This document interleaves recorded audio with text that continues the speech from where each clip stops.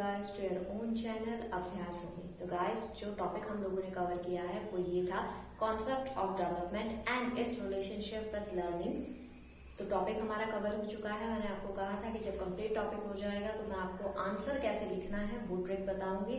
तो इससे पहले कि मैं आपको ट्रिक बताऊं उससे पहले गाइस आपने चैनल को सब्सक्राइब नहीं किया है तो प्लीज कर दीजिए और साथ ही साथ बेल आइकन को भी प्रेस कर दीजिए ताकि आने वाली वीडियोस की नोटिफिकेशंस आप तक सबसे पहले पहुंच सके।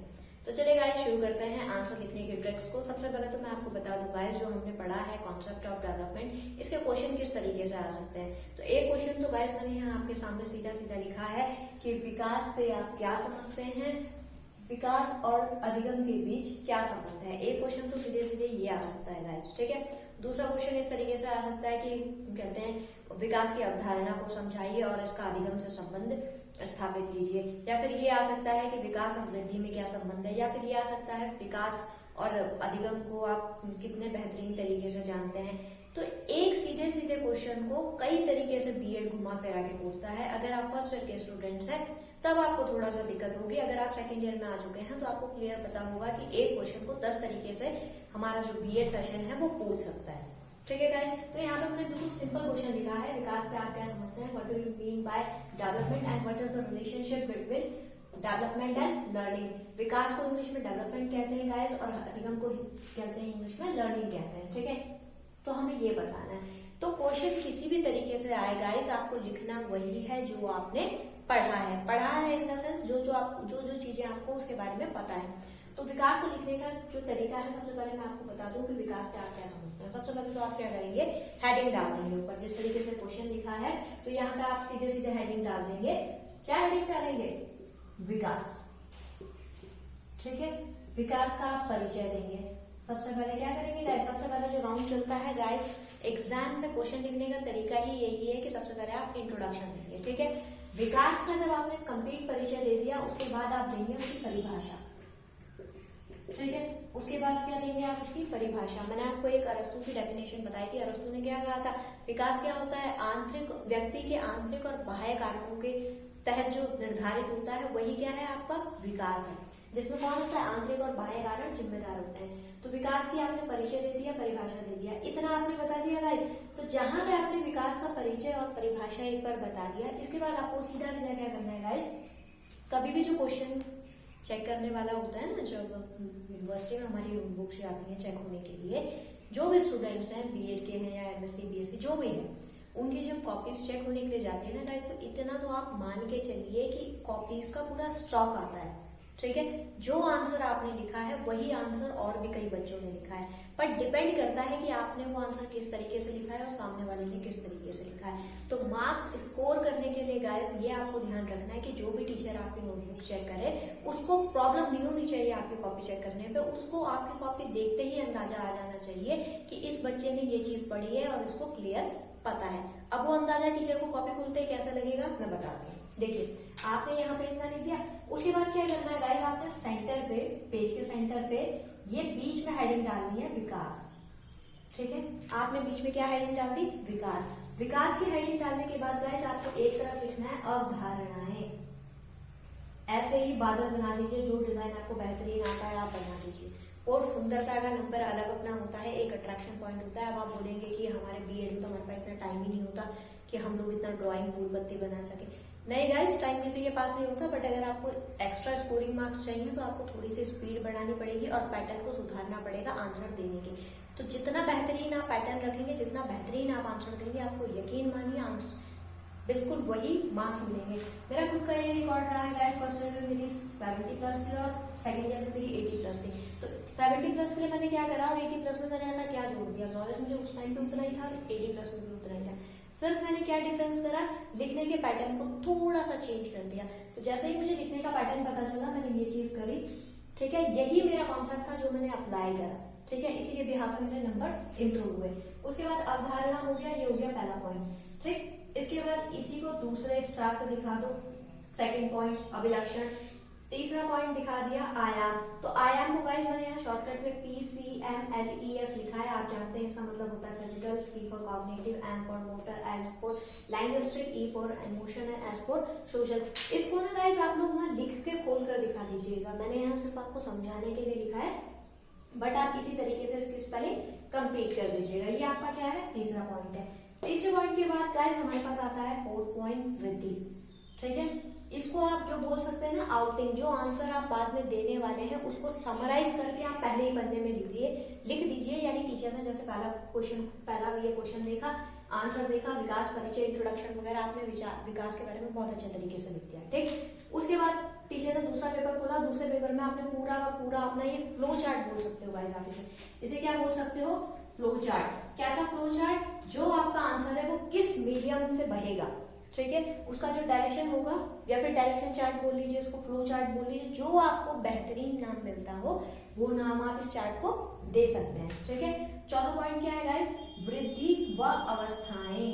वृद्धि की कौन कौन सी अवस्थाएं थी, वृद्धि क्या होता है, डेवलपमेंट का एक पार्ट है, पढ़ा मैं पहले ही चुकी हूँ, इसलिए आप एक्सप्लेन करने का मत सोचिएगा कि मैं एक्सप्लेन करूंगी। ठीक है, तो वृद्धि व अवस्थाएं चार थी आपकी। सबसे पहले शैशवावस्था, इन्फेंसी, फिर दूसरी बाल्यावस्था, चाइल्डहुड, तीसरी किशोरावस्था, टीनेज, और चौथी प्रौढ़ावस्था यानी मैच्योरिटी वाली एज। ये चारों के चार पॉइंट यहाँ पे लिख दिए, वृद्धि की डेफिनेशन लिखी, वृद्धि की अवस्थाएं लिख दी। इतना चीज क्लियर हो गया। इसके बाद अगले पॉइंट पे हम लोग चले, फिफ्थ पार्ट, वृद्धि विकास में अंतर। वृद्धि और विकास में डिफरेंशिएट कर दिया, आपको जितने डिफरेंशिएशन आते हैं आपने उतने डिफरेंशिएट कर दिए। एक तरफ वृद्धि लिख दी, एक तरफ विकास लिख दिया, अंतर कर दिया। और लास्ट में आपने क्या करा गाइस, पहले अधिगम को बताया, फिर बाद में अधिगम और विकास के रिलेशन को बता दिया। इतना चीज क्लियर हुआ। मैंने आपको 3 पॉइंट बताए। पहला पॉइंट मैंने आपको बताया कि सबसे पहले आपको क्या देना है, इंट्रोडक्शन। दूसरा पॉइंट मैंने आपको क्या बताया, दूसरे पॉइंट में आपको देना है फ्लो चार्ट। फ्लो चार्ट या डायग्रामेटिक चार्ट या सिस्टमेटिक चार्ट, जो भी आप डायरेक्शन चार्ट, जो भी इस चीज को नाम देना चाहें, ऊपर लिख दीजिए और नीचे ये ड्राइंग बना दीजिए। ठीक है, अगर आपके पास और बेहतरीन कलर है तो आपकी अपनी इच्छा है, आपके पास ड्राइंग में आप इसे सुंदर कर सकते हैं तो कर दीजिए, नहीं कर सकते हैं तो छोड़ दीजिए। ठीक है, इतना बार आपको करना ही है कि आपके मतलब कॉपी देखते ही टीचर को पता चल जाए कि बच्चे ने सिस्टमेटिक वे में ये चीजें एक्सप्लेन आगे करी हुई है। इतना ये समझ में आ गया। फिर इसके बाद यहाँ पे विकास और अधिगम का आपने संबंध बता दिया ना, इतना चीज क्लियर हो गया। इतने में ये याद रखिएगा, जब आपने ये चार्ट बना दिया, अब आपको क्या करना है, थर्ड पार्ट में इन सबको एक्सप्लेन करना है। बिना एक्सप्लेनेशन काम कैसे चलेगा गाइस, इसकी व्याख्या करनी है। फिर पहला पॉइंट ले लिया अवधारणा, फिर ले लिया अभिलक्षण, फिर आयाम, फिर चौथा पॉइंट वृद्धि और अवस्थाएं, फिर विकास, वृद्धि में हम कहते हैं वृद्धि विकास में अंतर, फिर लास्ट में लिख दिया आपने छठवां पॉइंट अधिगम क्या होता है, उसका संबंध क्या है, विकास है। इतना चीज एक्सप्लेन हो गई गाइस। एक्सप्लेन करने के लिए एक पेज आपका इसमें भर गया, एक पेज आपका इसमें चला गया, बाकी आप जितने पेजेस में चाहें इसे एक्सप्लेन कर सकते हैं, वो आपकी अपनी चॉइस है। अब नॉर्मल सी बात है, जिस हिसाब से मैंने पढ़ाया मुझे लगता है एक पेज आप आराम से इन सब पे भर सकते हैं। आपकी स्पीड मेंटेन होनी चाहिए, again I will say that. और अगर स्पीड मेंटेन नहीं है तो इस फ्लो चार्ट को इतने बेहतरीन तरीके से बनाना कि टीचर इसी पे आपको सारे नंबर दे दे। ठीक है, इतना चीज क्लियर हो गया। एक्सप्लेन आपने थोड़ा कर दिया इन सब के बारे में, क्लियर हो गया। इनके बारे में थोड़ा एक्सप्लेन करने के बाद गाइस आपको लास्ट में जो करना है, जिसको बोलते हैं ना कि सोने पे सुहागा वाला काम, वो क्या करना है। इतना होने के बाद आपको जो फोर्थ पॉइंट डालना है, फोर्थ पॉइंट में आपको क्या डालना है गाइस, कंक्लूजन। इस कंप्लीट क्वेश्चन का सार क्या है। ठीक, तो जो हमारा पेपर होता है गाइस, पेपर में जो पैटर्न होता है, पैटर्न में जो सबसे बड़ा जो मार्क्स होता है वो होता है 15 मार्क्स के क्वेश्चन में अगर आप इतना नहीं लिख पा रहे हैं तो आप भूल जाइए कि टीचर आपको 10 मार्क्स भी देने वाला है। या तो it's all up to you की मतलब कहते हैं यूनिवर्सिटी कौन सी है आपकी। यूनिवर्सिटी का अपना अपना क्राइटेरिया होता है, अपने अपने हिसाब से वो नंबर देती है। यानी किसी का मैक्सिमम 10 होता है, किसी का 7 भी होता है, किसी का 8 भी होता है, किसी का 15 भी होता है। तो ये डिपेंड करता है टेस्ट सीरीज वगैरह के अकॉर्डिंग या फिर फाइनल एग्जाम के अकॉर्डिंग। बट मैंने आपको मेथड बता दिया है कि जो आपका हाईएस्ट मार्क्स का क्वेश्चन है, हाईएस्ट मार्क्स के क्वेश्चन के लिए आपको यही चीज करनी है। ठीक है, अगर आप जो शॉर्ट क्वेश्चन है, शॉर्ट क्वेश्चन के लिए आप नहीं कर पा रहे, short question in the sense जो 5 या 7 नंबर के हैं, अगर मैच नंबर तो वो भी ज्यादा ही है, बट हमारे लिए वो शॉर्ट हो जाते हैं। ठीक है, तो वहां पे अगर आप ये नहीं कर पा रहे हैं, बट फुल मार्क्स के क्वेश्चन के लिए 15 नंबर के क्वेश्चन के लिए कम से कम अगर आपको 12 नंबर चाहिए तो 12 मार्क्स के लिए आपको ये सब करना ही पड़ेगा। और डिपेंड करता है आपने कितने बेहतरीन तरीके से लिखा है। 15 में से 15 में कई बार टीचर प्रोबेबिलिटी है कि दे दे, बट वो डिपेंड करता है आप किस तरीके से लेते हैं। ठीक है, समझ में आया। पहला पॉइंट क्या करना है, आपने विकास डालना है, विकास के बाद आपको फ्लो चार्ट बनाना है, फ्लो चार्ट के बाद उसे फ्लो चार्ट को ही आपको एक्सप्लेन करना है गाइस। एक्सप्लेन करने के बाद फिर लास्ट में आपको क्या देना है उस चीज का, कंक्लूजन। कंक्लूजन यानी सारांश, ठीक है, पूरा का पूरा उस चीज का सार क्या निकला। ये वाला क्वेश्चन लिखने का तरीका आपको आई होप समझ में आ गया होगा। एक बार इसे देख लीजिए, इसका स्क्रीनशॉट ले लीजिए और उसके बाद क्या करना है गाइस, आपको इसका स्क्रीनशॉट लेने के बाद एक बार प्रैक्टिस करके देखिएगा कि क्या आपने जितना पढ़ा है आप इतने कैपेबल हैं कि आप उसको लिख पा रहे हैं। और अगर लिख पा रहे हैं एक क्वेश्चन के आंसर को आप कितने पेजेस में लिख रहे हैं और आपकी टाइमिंग उस हिसाब से क्या है, आपके जो पॉइंट्स हैं वो कितने हैं। सपोज कर आपने 5 पॉइंट लिखे हैं और 5 पॉइंट बिल्कुल बेकार हैं, कोई फर्क नहीं पड़ता। 10 पॉइंट लिखे हैं, 10 के 10 पॉइंट बेकार है। बट कोई बच्चा है जिसने 3 पॉइंट लिखे हैं और 3 पॉइंट इतना सिस्टमैटिक वे में लिखे हुए हैं कि उसका स्कोर क्या है, आपसे ऊपर चला जाएगा। तो ये तरीका है किसी भी आंसर को देने का। आपको क्वांटिटी भी देनी है, क्वालिटी भी देनी है और इम्प्रेशन भी बनाना है।